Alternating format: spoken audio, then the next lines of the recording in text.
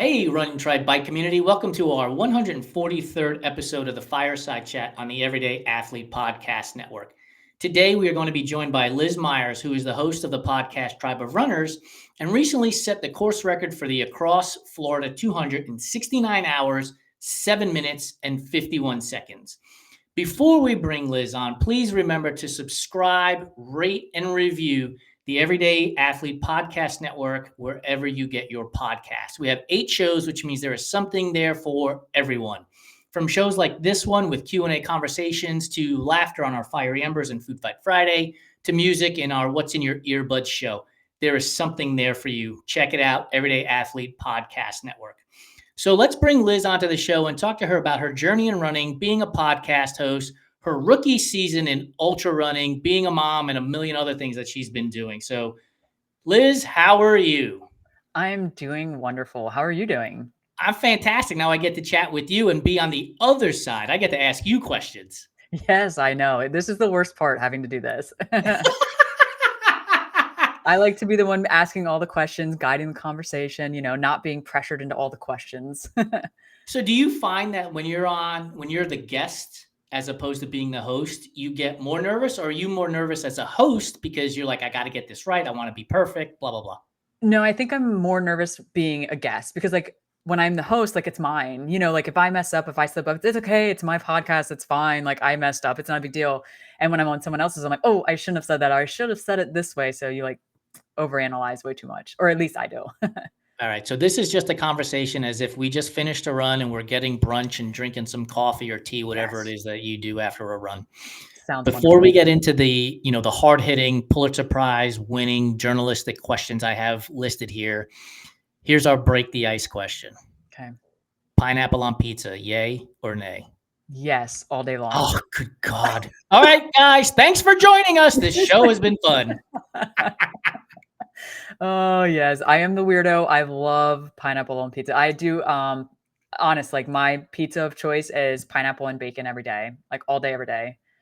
You see, you just proved my point. Nobody really likes pineapple on pizza because it always has to be accompanied by something else. Bacon, jalapenos, Canadian bacon, ham, something. It's not, very rarely is there a person who goes, pineapple on pizza, and that's it. Don't put any accompaniment to it. It needs to have a little something with it. I do agree to that 100%. Which means you don't like it. I'm going to put that in the win category for me. Okay. Well, I'll let it slide. In the introduction, I called it your rookie season in ultra running. And the reason why I called it that is because you finished your first 50, 100, and 200 mile races in 2024. But before we get into discussing those ultra runs, what got you into running in general? My sister. So way back in the day, I had played sports all throughout high school. I was always active. I was the typical kid that running was a punishment when you were playing sports. I played basketball and we had to run drills and it was miserable. So when I got out of high school and got into being an adult and learning myself, I would strength train and I would mountain bike and road bike a lot, but never into running. It was not my thing. It was always miserable. Didn't like it. And then my sister was really big into running. She was training for 5Ks, 10Ks, half marathons. And she got me into running. I was living with her at the time. This was around COVID. So getting outside was just wonderful. We were outside a lot and she was like, why don't you try running? And I said no for the longest time. And then randomly she was like, come on. And I was like, oh, okay. So we went out and ran. And for the first month or so, I think our running adventure started by us running a mile as fast as we could and to see who would be faster. So it was the best training, of course not. And then eventually we ran a virtual 5K. Then our first ever race was a 10K in person and I was hooked. I signed up for a half marathon right after that, signed up for a marathon right after half marathon. And then I kind of did some triathlon training and then eventually found ultra and, have stuck with ultra since. We'll get into ultras in a minute. What was it about running that got you hooked? You said I was hooked on it. So what was it? The hard with the accomplishment, the fitness you were seeing? What was the thing that got you hooked?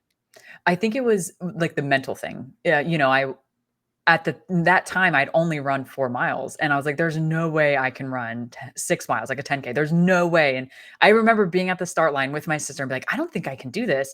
And then you start and it's so exciting because there were so many people there. It's my first race and everyone's, bumping into each other. I'm like, this is kind of cool. Like, it's weird. And then the more I was going, I was like, I'm 4.5 miles in. Like, I can do this. And that, then like a half marathon happened, and it's like seeing people finish that marathon. I'm like, well, that would be incredible.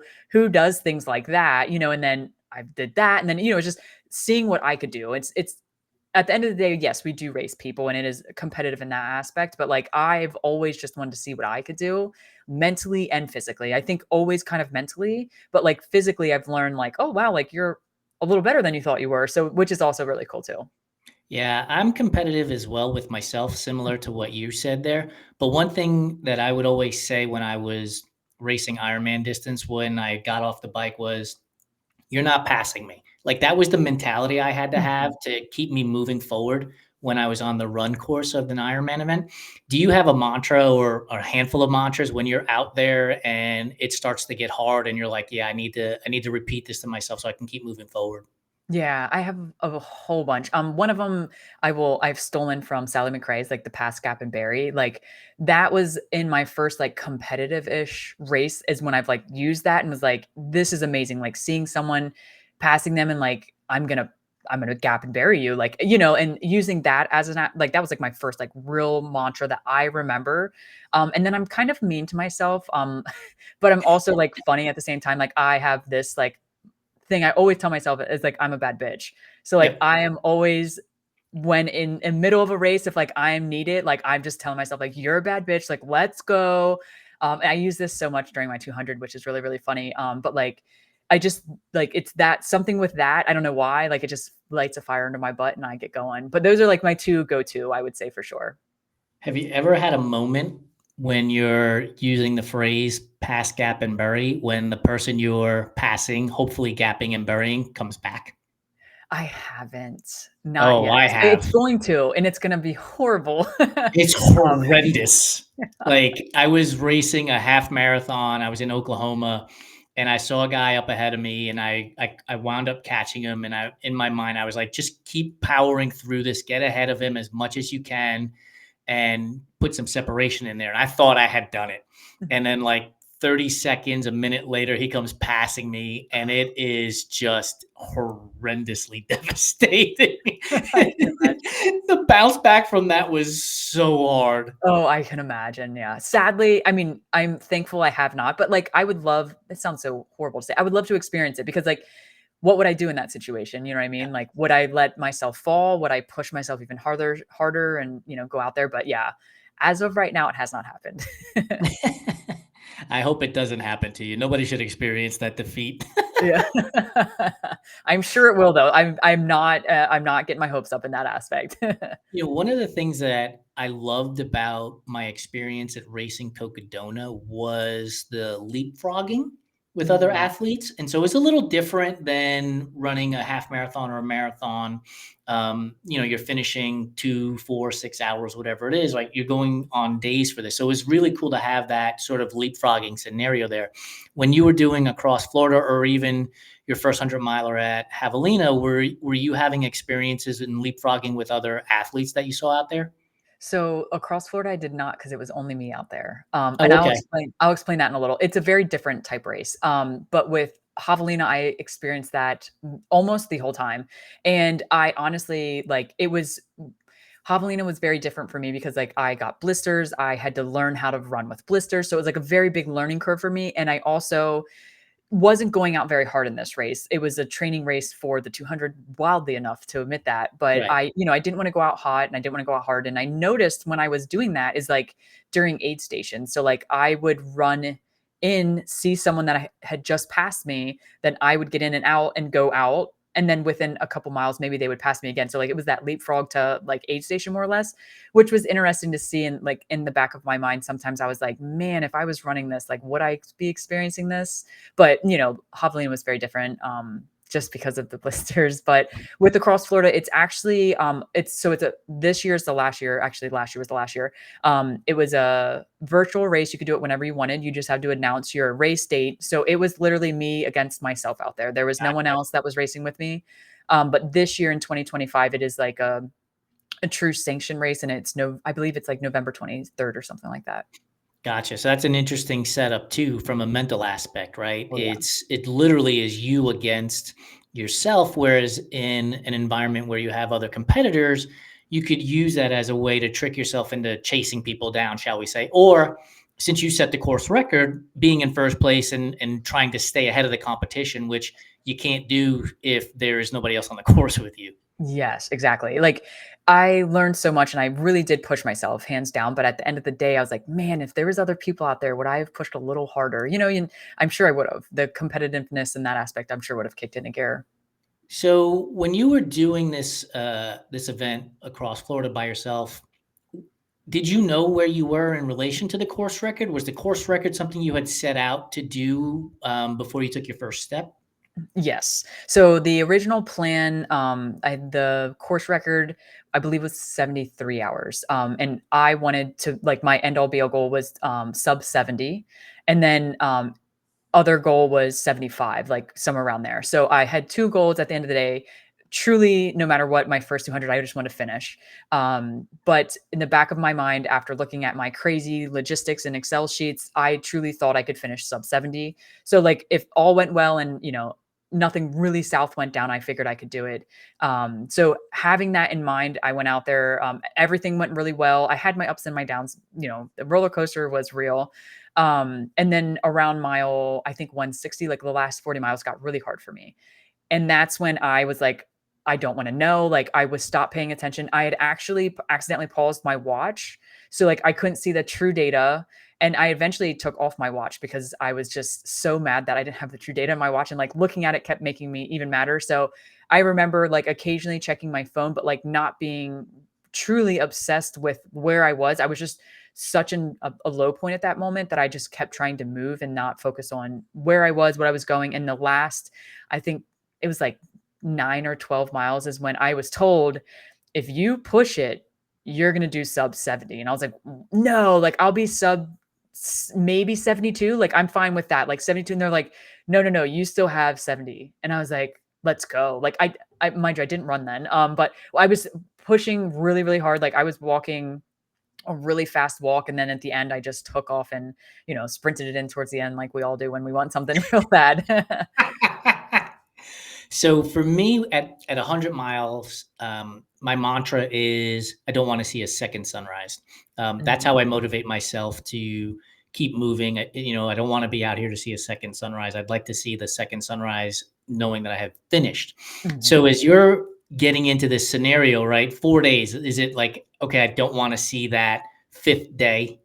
I honestly wasn't there. And that's so wild to say, but I'm sure if I saw the sunrise, I'd have been like, "Oh my gosh, again?" But at that moment, I was truly in such a bad mindset. Like, I just was so worried about everything else other than what I was doing, which was actually running that race. Like, am I disappointing my crew? Like, I can't believe I'm not pushing harder. I should be able to do this. Like, this is, all the negative talk towards myself and not really paying attention to like I had a pacer that was beside me that I should have used a lot better. You know what I mean? I had the crew that was there, and it's just, oh, it got so in my head and down in the dumps kind of, that I was not paying attention. Like, I didn't know what time of day it was. I didn't know I wasn't aware that the sun was about to rise. I knew it was coming, but I wasn't too sure. So, like, at that point, I think I was so just down in the dumps, like that thing didn't pop up.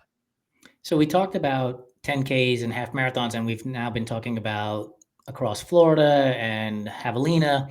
But why go after ultras? Like, why not stay in that marathon and possibly shorter to go faster type of event? What drew you to going into the 50K, 50 mile, 100 mile, 200-mile distance? A few things, honestly. I would first say like the trail aspect. I love trail running, and I know there are shorter races in trails now. It's not very common, but the trail, like getting out on the trails, I thought that was awesome. And I've always said like I'm not fast. I don't have a very good time. Like I've never went out and raced a marathon. I've always just nice and slow going out and enjoying myself and like going to see what I can do. And like I feel like in ultras is when I get to that point in my mind where I'm like, this kind of stinks. Like, am I going to just stop or am I going to keep going? So that, like I continue to push that. And I know people can get that way in a marathon, like with pushing speeds, even like 10Ks and 5Ks, like we can make them harder, but I don't really like sprinting. So, the nice and easy, and I get to eat on the course. Like it's great. It's wonderful. I've said this many a time. I am more of a candle than a match. Like, Yes. give me 200, 100-mile races over a 5K any day. I mean, I know it sounds odd to say I'd rather run for 24 hours than for 24 minutes, but 5Ks hurt, man. Oh, Like, no, I thank agree. you. I agree. I love that. I've never heard that before, and I'm gonna have to steal it. I love it. Trademark, Yeah. US government trademark. I'll make sure I say I got it from you 100%. Me and Sally McRae in Liz Yes. Meyer's notebook. Yes, yes, Not all bad the company.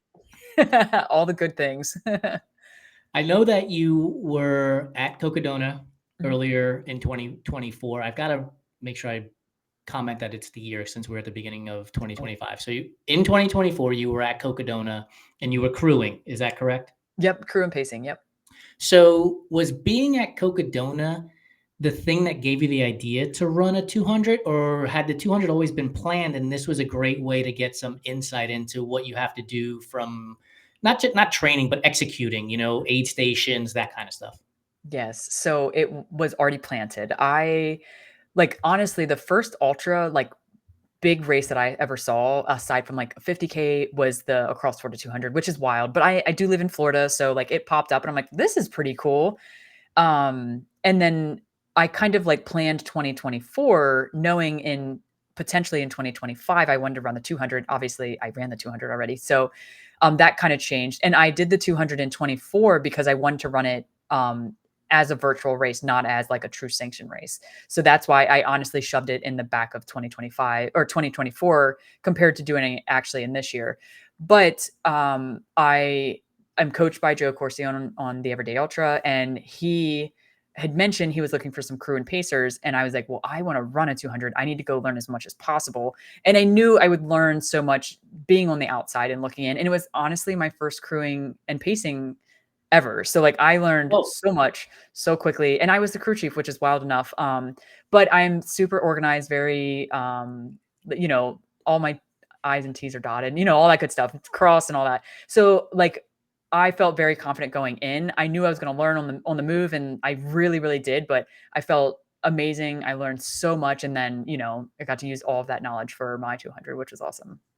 yeah. So it was really a true rookie season for you. If going 100%. out and pacing and crewing for the first time was in 2024 to then execute 50, 100, 200-mile races.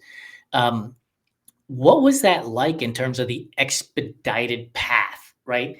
Some people will tell you 5K, 10K, half marathon, marathon, right? Just the progression and Mhm. take your time doing it and everything else. For you, what was it about this idea that I'm going to run a 50, 100, and a 200 all in the same year? Mhm. So I have to say, truly never planned to do the 200 at the end of the year. I made that decision honestly after Badwater, which I should know when that was. I think it was June or July ish. Yeah. I Yep. crewed out there as well. Before you keep going on, Yeah. is Badwater crewing not one of the best experiences you could possibly ever have? 100%. I learned so much, and, like, it was such a different type of race, like, it was amazing, 100%. I'm going back this year too, I cannot wait. It's amazing, 100%. Yeah, like for me, I've crewed and paced at Badwater myself. I don't have a desire to put my name in to do the race particularly, but if there are people out there that are like, "Hey, if you have experience and you want to come crew and pace me," I would absolutely do it all over again. It was just an amazing experience out there. Yeah, no, it is it's just different, and so many people are like, "Is it really that different?" I'm like, "It is, I don't know how to explain it, but it's great." It was a wonderful time. I learned so much, especially because it's just a whole different type of ball game when it comes to crewing and pacing. Yeah. So back to the expedited experience of going from 50 to 100 to 200 in the same Yep. year. Yep, so my original plan was, like, 50 to 100. I wanted to knock out those 2 big races, and then in 2025, do the 200 end of year was my whole thought process. And then, life happened, and then this race got bought out, or it has a new owner now, so he made it a sanctioned race that in November. So I was like, I've always envisioned myself doing this race is kind of like an FKT because you can go out there and do it Yep. whenever you want. You have the map and you just are, you start time and then as soon as you finish, you finish. So I was very on the fence, like, do I shove it in the end of this year? And at the end of the day, like I really thought about it, I'm like, this means so much to me to do it this way. I would want to. I double checked that everything it was doable, wasn't too crazy.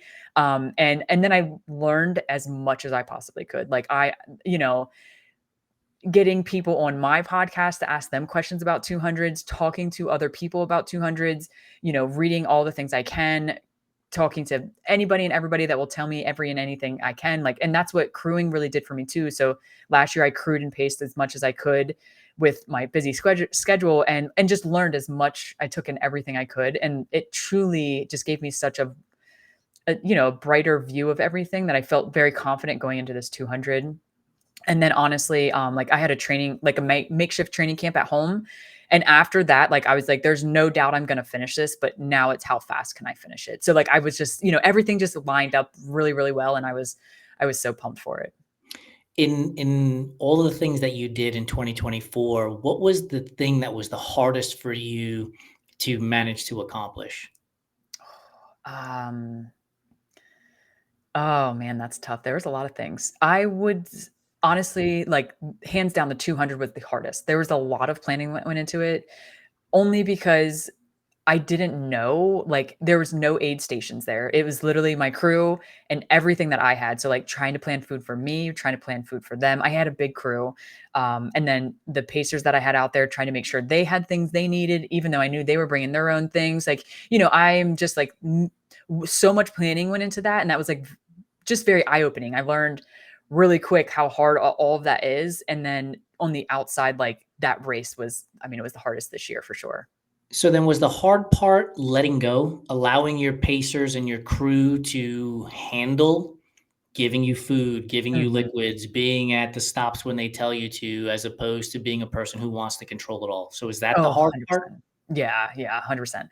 And, like, everyone will say, like, "Yes, you're a control freak." Like, I am, but I do know, like, there's times to let things go and, like, just go. But with this race, it was so different in that aspect because, like, there was no other people out there. Like, it was us. I did have a connection with, a local here named Joe Miller that, like, at the drop of the dime would have came out and helped me if I was in a pinch or my crew needed something, which was amazing. He is an amazing guy, but, it's so different because there's no other runners out there. It's just you, and you're trying to get to point A to point B as quick as possible. So it was very, very different. And this is a big endeavor, it's a whole bunch of people in one car for a few days, and it's a lot on them too. So I was very worried about them, thinking I was disappointing them a lot, which was really hard for me. Like I always wanted to make everyone proud, and at the end of the day, I know I did, but oof, it was brutal.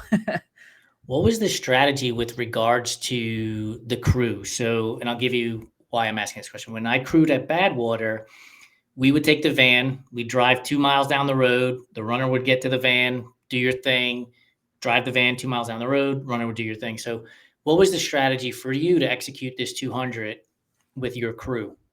So with this actual race, there are suggested now there's going to be actual aid stations, but there were suggested stops for aid stations. And so they would go, and it was anywhere from 4 to I think 10 to 12 miles was my longest. They were pretty short, very, very short towards the end, but I kind of wanted it that way. And everyone's like, you should have pushed it a little further. But at the end of the day, that was like my safety blanket of having them every 4-ish miles. But I'd come in, they would take care of me, I would go, and they would go to the next aid and wait.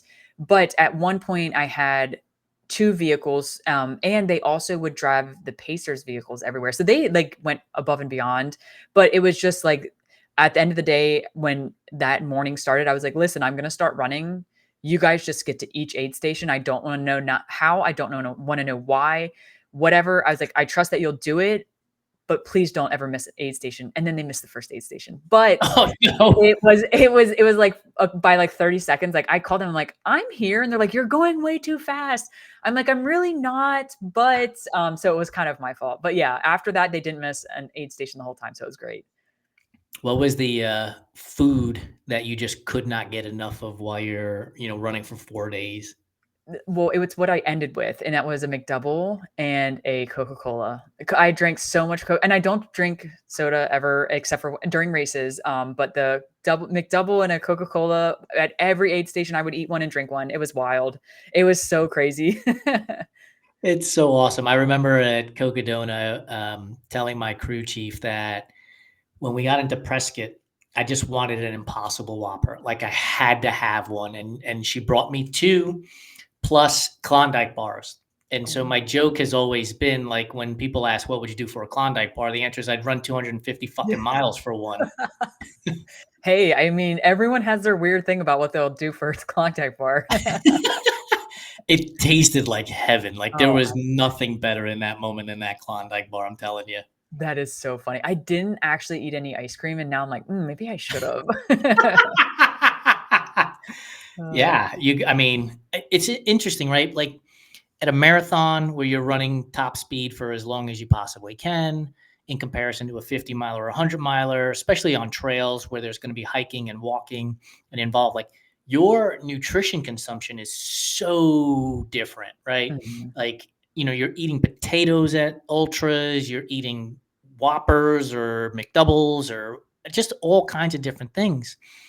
And I have to remind people when they get into the 100, I'm like, think about if you just sat on your couch all day. Mm. You're going to be eating all kinds of foods. Now, add in this exercise, right? This movement that you're going to be doing. You have to eat. Like you have to constantly eat. There's no way around it.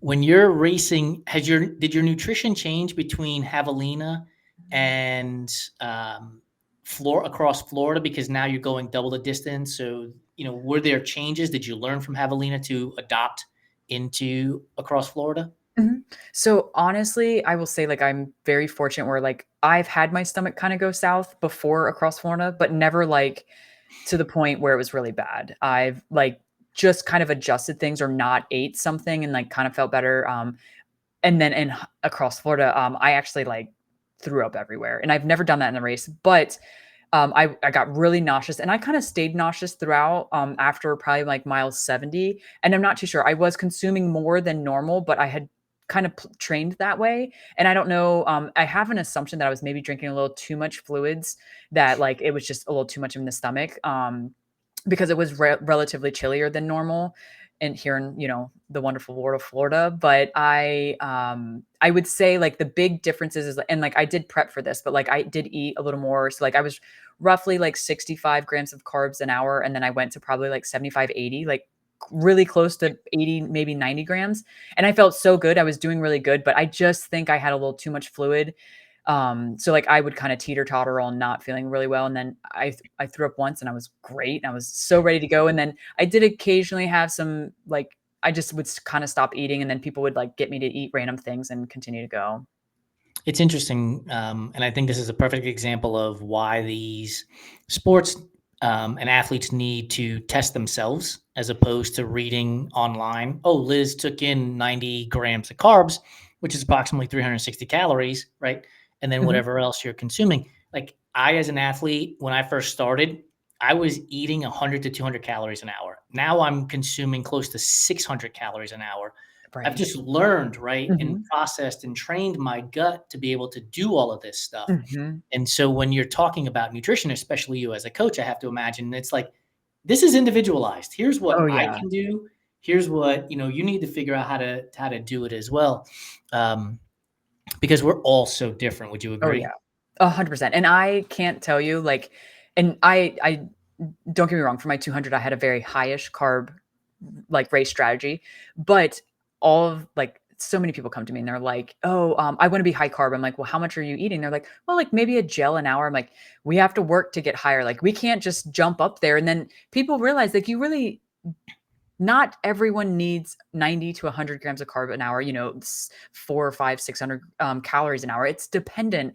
And some people work a little better on like that medium calorie Hmm. intake, and it's everyone is so different. Just like running and like how you run and the reason you run, and it's all different. We're all different and everyone is so different. Yeah.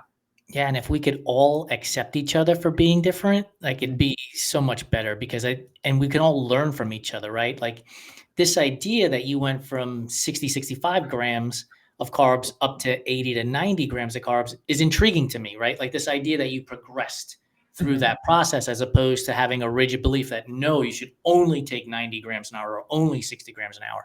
mhm. This is why you listen to podcasts. This is why Oh, you yeah. read the information that's on the internet so that you can learn and adapt and use your training, Mhm. practice this stuff. Oh, yeah, for sure. You mentioned the weather in Florida, and which is a perfect segue to this question. You have a pinned post that shows dirt and mud up your leg on your Instagram account. Mhm. So if you got to choose weather utopia for your next race, what type of weather are you running in? Rain, hot, Mm. humid, muddy, ice, snow? What are we looking at here? I would do muddy. I enjoy it. I really do. Like, it is hard, don't get me wrong, and it's kind of annoying, but I live in Florida, I deal with the humidness all the time, but I also get the mud too, so it's just yeah, I would say mud for sure. Go out there and have a little fun, play in the mud. Being a pig pen is so much fun, isn't it? Yes, Right? 100%. Like, there isn't a puddle I would not jump in. Like, I wanna splash down in everything. Like, let's You would be love it here. 13 years old again, right? Yeah, yeah. Like, the world is so hard, it's so difficult. If you said today that the sky is blue, inevitably there's some asshole is gonna be like, "No, it's green," or "No, it's yellow," or whatever the, you know, comment is going to be. Mhm. But the opportunity to jump up and down in puddles and in I know. mud and is j you can't pass it up. Oh, I know, and it's so crazy. I literally just had a conversation with a client of mine this evening, and he's like, "I like kids love playing in the mud and like why don't we as an adult love go to play in the mud?" I'm like, "Exactly. Like go run in the mud, have fun. It's a trail run. That's what they're for." But it's true and I do enjoy it. It's just nice. It's funny. It's you go out and have fun and you get to relax because at the end of the day you can't run hard through the mud. You got to be careful. So you just go out there and have a good time. Exactly. So you mentioned that you were on a call with a client. So you are a coach, you're a Yes. podcast host, Yeah. you're a runner, you're a Mhm. mom, you have a day job. How in Yep. the hell do you put all this together?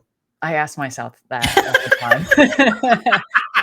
All the time. It's always like another like I like to write. I love to write. I have a blog, and like last the end of that last year, like I really let that go because I just had so much going on. And so this year, I'm like, listen, you need to write more. Like you're very passionate about it. Write more. So like now I'm in the place of like, how can I juggle everything else? I need to make sure I get this in. But I'm like I've mentioned before, like I'm very organized. I do time block my life away. It's very important for me, especially like being a coach and having coaching calls and working with the podcast, setting up calls for that. And I had mentioned to you previously before this, like I am transitioning to get out of my day job. So like I worked for the past 4 years as at a golf course as a assistant superintendent. And I've like slowly kind of get myself out of there. So like now I only work 2 days, 3 days a week there. And I'm hoping to be out of there within like a month or two. And then, take on coaching and like everything else that I kind of have like brewing up. And then just, fully dive into coaching, being a part of like a great team, having the podcast, writing. I am honestly working on a book too. So like I really want to like focus on my book. And there's just so many things that I want to do. And I'm like trying to focus on all for me this year. You know what I mean? Like I loved my job as at the golf course. Like it was a great job and I did love it, but like I wasn't passionate. I was good at it, but not passionate. But I'm so passionate about everything running. And I know it drives my fiance crazy when I talk about this, but like she's like, you just light up when you talk about running. When you talk about people that run, like this is where you need to be. And I'm super, thankful to have her to support me. But it's this year, and we briefly talked about like last year and this year. Like I'm just all in. I'm trying to go all in. What do you do to get away from running so that you can and the reason why I asked that is earlier I was exchanging messages on Razik's Substack Running Sucks 101. And I mentioned how my goal this year is 2 to 3 times a week to read for 20 to 30 minutes, get away from social media, get away Mhm. from the company. And he asked me if I was facing burnout. And I was like, no, I just want to be able to put stuff away and Mhm. avoid burnout happening. So what do you do to get away from running and coaching and podcast hosting? What are your outside curricular activities? So I do read. I am a nerd. I have like a stack of books behind me. I have a whole bunch of books here. I also write, even though it is geared towards running, like to me, it's a kind of a different outlet in that aspect. I have two puppies. They're just over a year old. So they're very hands-on. They take a lot of my time and energy. And like that is just, like we take them to the dog park, we walk them a lot. They're very high energy.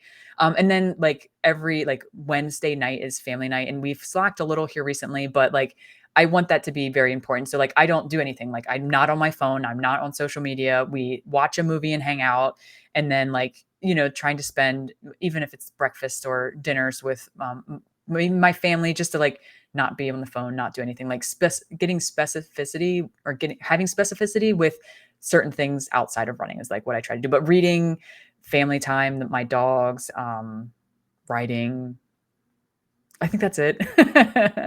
That's a lot. That's plenty. Like I'm a big fan of telling people go outside and touch grass. Like just get Yeah. away from it all. Even if it's for 20, 30 minutes, it's just a great recharger. I started writing a Substack at the end of last year. It's once a month, and put in there like 2 or 3 things, maybe 4 things that moved me during the month, things that Awesome. made me think, and what I love about it is it makes me stay present in what I'm doing, right? Mhm. So I'm talking to you, we're live on this podcast. I cannot be present if I'm thinking about 100 other things that need to get done, right? And the reason why I get to stay even more present is because I'm like, there might be a moment that Liz says something that becomes part of the Substack down the road. Mhm. And I think it's benefited me in my relationships with our advertising and marketing partners, with our guests on our show, because I am here, I am listening to what you are saying, I am focused on the moment I am in, as opposed to thinking about what happened yesterday or what's coming up tomorrow. Mhm. Do you have a working title for your book since you mentioned it? I I can't say it. I can't, it gives it away, so I won't say it. But I do have to go off of what you just said. So you had mentioned like with your Substack, by the way, I need to find you. I've been slacking on Substack so much, so I need to get back on it. But you had mentioned like you're trying to be present. So one thing that I've been doing, and I've been doing it since about July, is I actually have a remarkable. So I write within my remarkable. I do journal a lot and like write out my thoughts, but one thing that I got from Ryan Holiday, who I love, and I love like all of his advice and philosophy and stoic. I love all of it. But he writes like one good thing down a day. So like and you write it for 5 years. So like for 2024, July, I think I started, and then I will go until, 5 years later, but like I write one important thing that like really stuck out to me. So like it could have been the silliest thing. But like today will be being on this podcast because like I'm having such a good time and like I love doing this stuff. You know what I mean? So like that'll be like my one thing that like I want to write down. So next year when I say like, oh my God, yeah, I remember that conversation I had with Jason on this podcast. Like it was so amazing. And it's just like the little things like that. And that has really made me be present within like the last 7 months. So I love that you're doing that too. That's so cool. Don't just get a highlighter out and highlight the day and the conversation too, so that when you go back 5 years from now, you'll be like, oh yeah, there it is. I remember this. I remember it. Yeah, but no, it's like trying to do things like that I think is so key, especially with someone like us that we're so consumed in everything. Like I guarantee you half of the things I've written in here are not about running. They're about Yeah. like little things throughout my day. Mind you, like running across Florida and having that course record is in here because that was amazing. But like Of there's other course. things. There's so much more to life than running. And like I've really brought that out and doing that practice. So it's been great. Yeah, in my Substack, I've written about, this is going from memory, I've written about having watched the documentary, The Evolution of the Black Quarterback, and the impact it had on me from a civil rights movement. I've written about The Starting Five, which is Mhm. a Netflix docuseries also, where they follow 5 NBA players and behind the scenes. And um, I wrote about the book I bought, Unfuck Your Brain, and the impact that's had on me from a mental Mhm. health standpoint. The 2024 New York Mets and my connection. My mother passed away in 2024, and so the Mets were my favorite team, and she would watch it to me, and so there was the connection there. And none Mhm. of it has to do with running, right? Every now Yeah. and again, I think there's a mention of run, try, bike in there, but it's really outside of running. A lot of Mhm. that stuff takes place, which leads me to my next question before we head into our rapid fire food questions is, how has running helped you outside of running? Helped you be a better mom, be a better uh, dog parent, be a better employee, podcast host? I know coach is in running, but you're running. How has it helped you, and outside of your own world of running? Yeah, and this I feel like it's such a fully loaded question because like it's truly changed my life, and not only for like I'm a better person because I run more or like I get that steam off, but like I get to sit and really talk to myself and like have conversations that I probably wouldn't have in a normal day because I'd be so consumed by everything else going on in the world that like you don't get that time to like go out and run and think. And like I've learned to think things out and like go for a run sometimes when something's going on and just think about things and like learning to just have this like thing that means so much to me and that I care about and like I protect that because it's something that is very important to me and I want it to be a part of my life forever, not just for now. So like keeping everything in line. So I'm personally taking care of myself physically, what I eat, what I drink. Like I've officially been 1 year sober, and I did that because I just wanted to not have to wake up and not feel good the next morning. So little things like that, like the smallest things, like it's just made me a really, really good person on so many aspects. Yeah, I have been sober. I have not had an ounce of alcohol in 12 or 13 years. Like I can't That's even remember. incredible. It's been so long. That's so Um, awesome. yeah, and it was abused. I abused alcohol. There's no doubt about it. And I remember thinking to myself, like, at the time I was racing Ironman, Mhm, like the idea of getting on a bike for 3, 4, 5, 6 hours hungover mhm, was awful.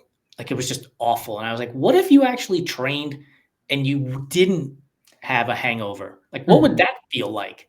And I quit cold turkey. And I stopped drinking right then and there. And it did change my life. Like you see things clearer, life mhm, becomes a little bit brighter. Um, and honestly, the health benefits are tremendous, right? And so I'm in mhm. agreement with you on that. And so congratulations to you on your 1 year sober anniversary as well. Thank you. Last question. Let's talk hair. I Oh. don't have any, and you have some of the coolest hair in the biz.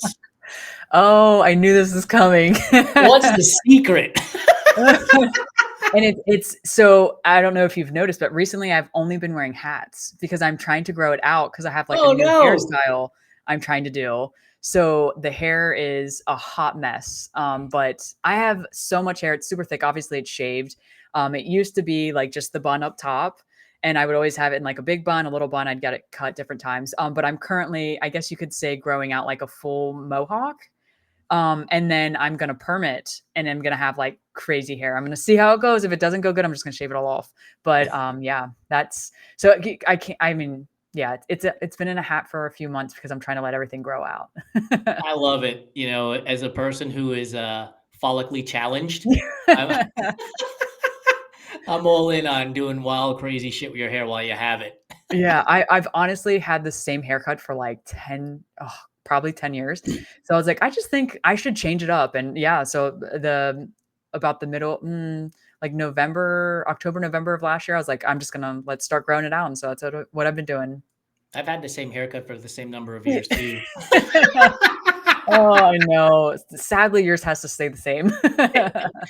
Maybe I might get a millimeter length on it, but otherwise, no, it's coming off. What's interesting, right?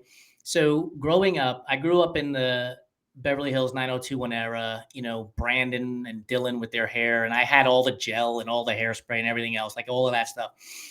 And as I got older and I started balding, I was like, like fighting against it. And then one day I was like, ah, fuck it. And I shaved it off. And it felt so liberating. I was Oh, I like, can this is so great. I don't have to worry about shit anymore, right? And then your wallet gets a little fatter because you're not spending money on product anymore either. Oh, yeah. It's amazing to be able to just take the razor and cut it all off. It's such a good feeling. I can imagine. I felt the same way when I used to have long hair and then I went to short hair. So, like, as a female, I had very long hair and like taking all that hair off and having like the haircut that I felt like made me feel more comfortable as a person was great. It was so liberating. So, like, I can only imagine. All right. So before we jump into the rapid fire food questions, where can people find you if they want to follow your journey in ultra running? If they're looking for a coach and they want to hire you, where can they find you?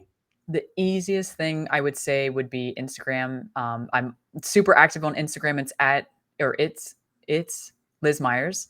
And you can shoot me a DM. I will talk to you. And then obviously I have my podcast of the Tribe of Runners, and I have an email, the Tribe of Runners at Gmail. You can always reach out to me there as well if email is a little easier for you. And I would love to chat. Even if you just want to tell me about something crazy going on about your running, I would love to hear it. I'm always looking for interesting people to have on my podcast. So never hesitate to reach out. There you go. It's at ITSLIZMYERS at Yes. It's Liz Myers. All right. You ready for rapid fire food questions? Yes. I'm going to see how quick I can be. These are really complicated. Oh, I'm sure. We've already handled pineapple on pizza. Yes. So, Oreos. Are you a fan of the old school OG Oreo, double stuff, thins, or the cakesters? The old school. Yes. Old school. And literally old school, right? Chocolate wafer, vanilla frosting in the middle. None of this birthday cake, red velvet, peanut butter, s'mores, nonsensical stuff that they keep pushing out, right? Yep, plain Jane. Yes. Yes. One thing I will say, though, for all of you traditionalists like me, I did try the blonde ones while I was at Across the Years, and not bad. They're not bad. I have had them. Yes, I have had them too. Yeah. Licorice, red or black? Red. 100%, hands down. No, not even a thought. Not even a thought. Red all day. Red Vines or Twizzlers? Oh, Twizzlers. Twizzlers. Do you use it as a straw? Yes, you gotta bite both ends and use it. You see, kids, we're all 13 years old. No all day long. Yes. Peeps. Are Peeps a real candy? Are they nothing more than marshmallow covered in glitter dust? They are 100% a real candy, and they're like one of my favorites. Oh no! Listen, I will announce this to the whole world, which if my mom hears this, she's gonna die laughing. So when I was a baby, had a really small head, and so my mom used to call me Pea Head, and then it transitioned into Peep, and so my nickname from when I was a baby until I was about 20 years old was Peep, and I loved Peeps, so it just like always worked out. But I will tell you, you have to open the Peeps and let them get hard. This is nonsense. We've been told this so many times. And my response is this. So you want me to take something bad, make it worse, and somehow it's going to be better? It will be, I promise. Have you tried it? Yeah, it was terrible. I had one shipped to me from Boston. And that's how it got stale, was in that traveling from one coast to the other. And it was terrible. I'm telling you, you're missing out. You just don't have that like finesse for it. I don't know. My taste buds are all screwed up because I don't enjoy stale Peeps. 100%, yes. So do you get sad after Easter when they all go away? No, like it's just a nice little like, oh, Peeps are coming. Like they go away and they come. It's fine. I'm really not like a sweets eater. I'm not gonna lie, but I do have quite a few Peeps every year around Easter. Candy corn. Is candy corn a real candy, or is it just earwax covered in sugar? It is 100% a real candy. It's my favorite too. I am not doing too well. No, I love candy corn. It was a staple during my 100 and my 200. I trained with it a whole bunch. I ate so much candy corn. What all the good stuff that's out there. Candy corn. Yep. Yeah, it was. I don't know if you've seen it. I'll have to share it with you. The YouTube short we have when we asked Corey Waltering the question about Peeps. Okay. And he answered it. He loves Peeps. He said they're his second favorite candy. And I asked him, so then what's your first favorite candy if Peeps come in second? And he said candy corn. I almost fell out of my chair. That is hilarious. Yeah, you will have to send me that. That's too funny. No, I think Peeps would have to be a first for me, and then candy corn for sure. You and Corey Waltering can get together, put a bunch of that shit in the middle of the table, and you guys will not have to fight over it because you like one and he likes the other. Yeah, and we could share. Like, I'll give him a Peep every once in a while if he gives me some candy corn. It's fine. Back to the old bartering days. Yes, I'll give you 1 Peep for 4 candy corn. Yes, 100%. Creamy or crunchy peanut butter? Ooh, crunchy. All right. How do you make a peanut butter and jelly sandwich? And before you answer, okay, here are the examples. Do you take one slice of bread and put the crunchy peanut butter on it and then put the jelly on top and then bring the other slice over? Mhm. Or do you put the crunchy peanut butter on one slice of bread, the jelly on the other, and then smash them together? Peanut butter on one side, jelly on the other, smash them together. And then how do you eat it? Are you just, I'm biting it as a whole sandwich? Do you cut it into 2 rectangles? Do you cut it into 2 triangles? Do you cut it into 4 triangles or 4 squares? I just eat it as one giant sandwich and like 3 bites and it's probably gone. I eat mine as 4 triangles. That's how my mother used to cut it for me.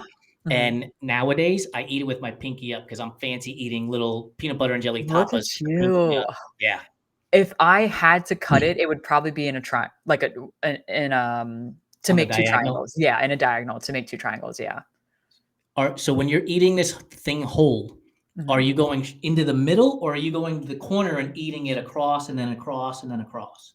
I start from the side and, like, hit the crust because the crust is the worst.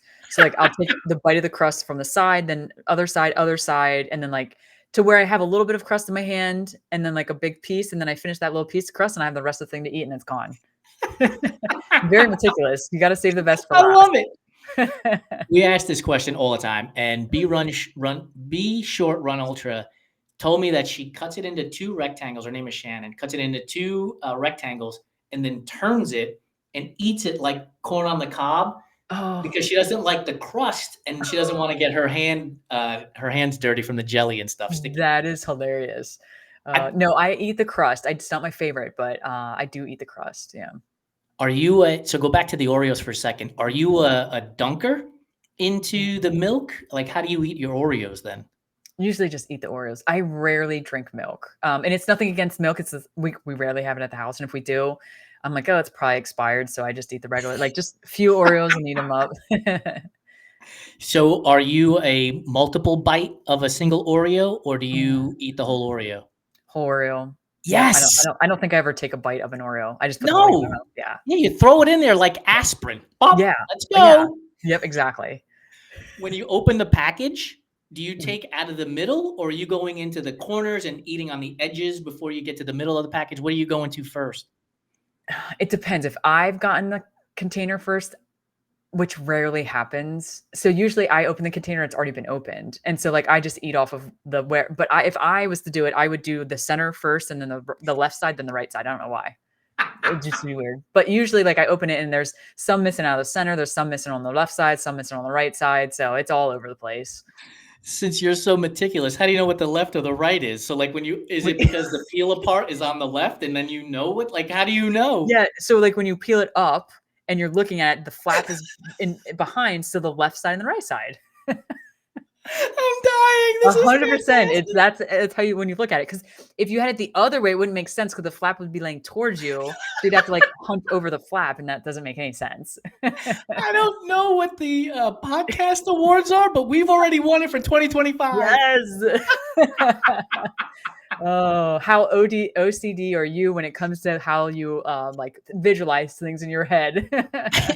I could talk to people all day, every day about how they eat food. I don't Oh, know what it is about my brain, but I am enamored with it. Like, I oh, that's love hilarious. this idea of how people eat food. Like, I remember the Seinfeld episode where Costanza cuts the Snickers bar with a fork and knife, Oh, yes, right? yes, yes, Like, it's yes. not something I would ever do, but No. if you do it, why? Like, Yeah. what is it? Like, you don't want to get chocolate on your fingers? Like, what is it? I want to know. Oh, yeah, that's hilarious.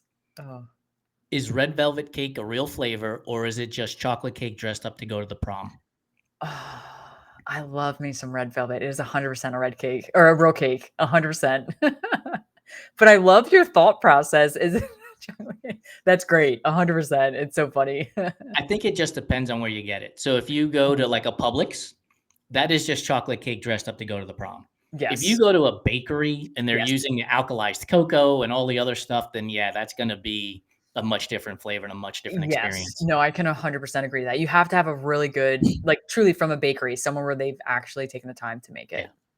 So you mentioned how much you love red velvet cake. Is it the number one cake on the list of cakes for Liz Myers? No, I don't know what would be, though. Carrot Oh, cake is the answer. carrot cake. Oh, I do like carrot cake. So you're gonna, like, laugh. I hate cake. So for my birthday, I get a cookie cake. So like the flat cookies. Do you know Yeah? what I'm talking about? Because I do not like. No. I don't like. Oh, you don't know what a cookie cake is? No. Is it So just a it's not giant really a cookie? cake. Yes, exactly. It's just Okay, a yeah, then giant I know what cookie. it Yeah. is. Yeah. I don't get birthday cakes like I get a birthday cookie because I just don't Gotcha. really like cake. But if I do, I mean, red velvet is probably really close up there. I do like carrot cake as well. Um, but yeah, I would say that the cookie cake, it's a cookie cake, I think. So I can count that. When when it comes to carrot cake, are you a fan of having raisins in your carrot cake?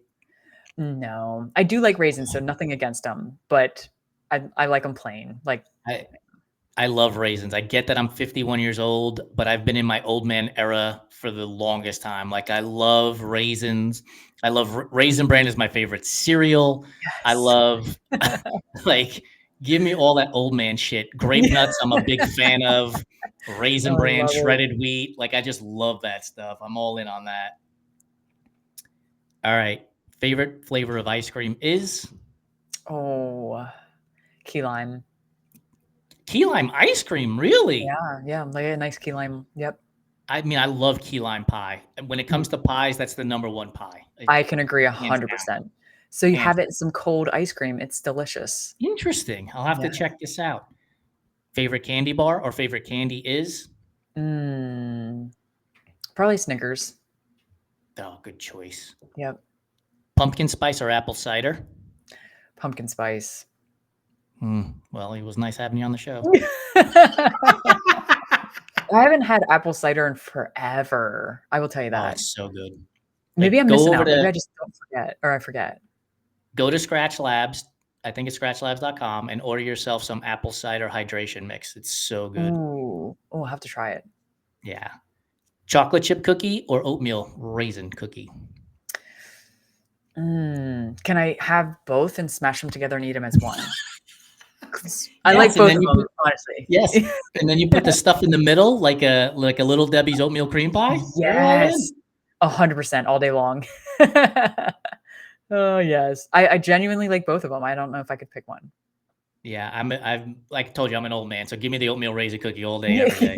Sign me Yes, up. yes. Tuna, egg, or potato salad? Mm, potato salad. So when you have potato salad, are you putting in like little texture with some carrots and celery chopped in there, or just Oh, yeah. straight potato with mayonnaise? Yep, I want some texture in there. I want some different tastes. Oh, yeah, for sure. Last question for you. Brownies are out of the oven, sitting on the tray, cooling off. Are you the person who's going into the middle for the ooey gooey, or are you going to the edge for a little bit of crust plus the ooey gooey? Mm, probably going straight to the center for the ooey gooey. Yeah, you and I are not compatible with any of this stuff, which No, we means we can are. have a meal together. 100%. As I was gonna say, that means you have your side, I have my side, and we're good to go. There's no fighting at our dinner or That's our. right. Yeah, Are you a 100%. coffee drinker, by the way? I am. I drink it like Okay. it's going out of style. Yeah, same here. Love it. Good. So we could have So all of the coffee and then all the snacks together. the next time you make brownies and you decide to have coffee, here's my suggestion to you. Okay. Put a piece of the brownie in the middle of your coffee mug and Mhm. then top it with coffee flavored ice cream. And as the coffee melts, you end up with like an iced mocha. It is so damn good. It Oh, cannot be beat. that sounds Champion dessert. delicious. Champion Yes. dessert. I'm gonna have to do that this tomorrow. Maybe I could do it tomorrow. Oh, it sounds Yes. good. Heck Report yeah. back. I Tag us in the will. pictures. I will. Liz, Awesome. it's been a blast. Thank you so much for joining us. For those of you who are just tuning into the live show, do not worry. It will be on the runtrymag.com website. It'll be on the Run Try Mag YouTube channel, as well as on Apple and Spotify podcasts before you know it. And we'll be sharing it all across the social media channels. And with that, the Fireside Chat 143rd episode is complete, and we are out.